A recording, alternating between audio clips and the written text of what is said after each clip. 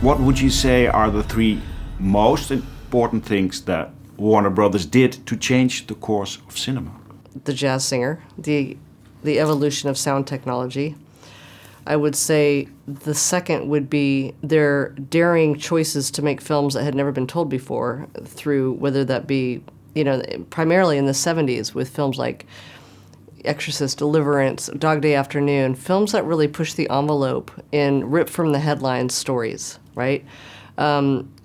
Third, they were the first studio to create the superhero genre with Superman.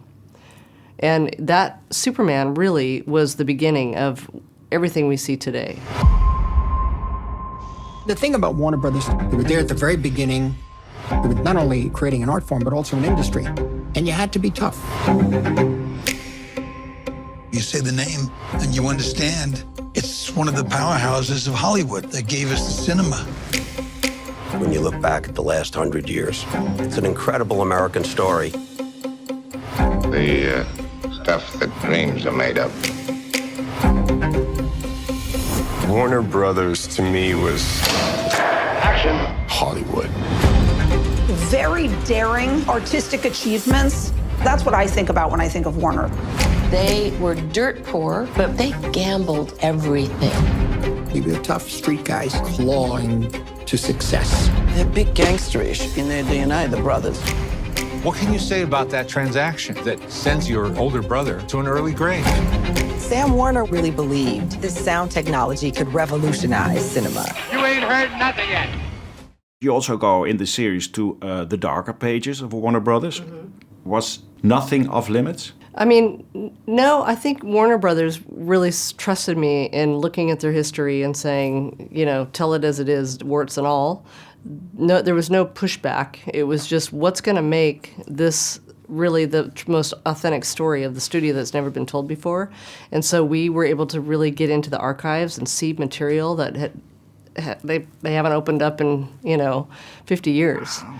And so original letters from Jack Warner, his memos, his own phone, and his notebooks. And so it was really fun for me as a filmmaker to really get inside the mindset of these brothers and see how they wrote things and how they talked, and so much archival material that we went through. It was unbelievable. Did anything really surprise you or shook you almost? I mean, I think I didn't realize, I never really knew who Jack Warner was. I grew up in the film industry. I grew up in Burbank, and I came from a Disney background. But I never knew a lot about Warner Brothers and the family. And so to me, being so close to Warner Brothers growing up, but then having this opportunity to deep dive into it, I didn't realize Jack in particular, his personality. And to see that and to talk to the family about what he did with the sort of underhanded activity with taking over the studio and undercutting his brothers, and, how they never spoke again. And just that family drama was surprising to me. It was a real life Succession story. Yeah. And pretty brutal for that time period, The factory system was breaking down. It has been described as one of the worst business deals in the history of business. We all looked to Warner Brothers for films that had a special quality to them and took chances. They were very brave. At times that were not easy to be very brave. They were always a studio that took risks. And they worked that bell. If you're going to go up to the bell, ring it. Hey, boys, look what I got here. Hey, where are the white women at? And I've been ringing that bell ever since.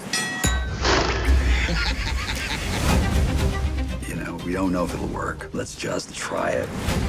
You have to invest in stories that make people uncomfortable and have never been told before. People being able to see their own stories. It is the greatest sense of validation. This was the greatest place in the world. Respect must be paid. Go ahead. Make my day. You look at Warner Brothers' history with modern day eyes and modern day sensibility. Why was that important? I think it's important to look at history through modern eyes always, and to know where we've been and where we should be going, and to learn from our mistakes. And I think that Warner Brothers made a number of mistakes. They did a lot of very brave choices that could have gone really sour, but they Confessions of a Nazi Spy is an example of one film that was very bold, very risky, and they did it because they believed in the values that America really needed to know about, which was, what was going on overseas with the Nazis. And no other studio was doing that. And they were the first to pull out of the German market when Hitler was coming to power with their distribution, and weren't showing their films in Germany, even though it was very much a important revenue source. No other studio was doing that. So Harry Warner was really the moral compass for the studio, and he and Jack often fought over such things because Jack was a creative and he wanted to do what was going to make money. And I think, but also I think he aligned certainly with his brother on the right films to make. So to me, it was just interesting to see the difference between all these different brothers and sort of what they all contributed to make the studio what it was. Yeah, and sometimes morals are more important than money, That's which right. is also nice to see, right? It is, and I think that is what gravitated me towards this story, is because there was so much humanity in it.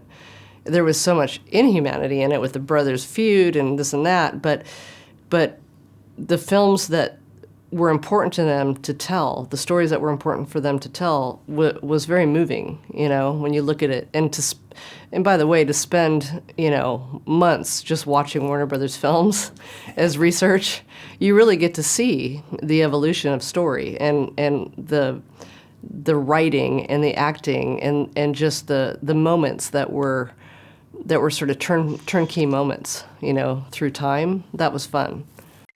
And that's all, folks.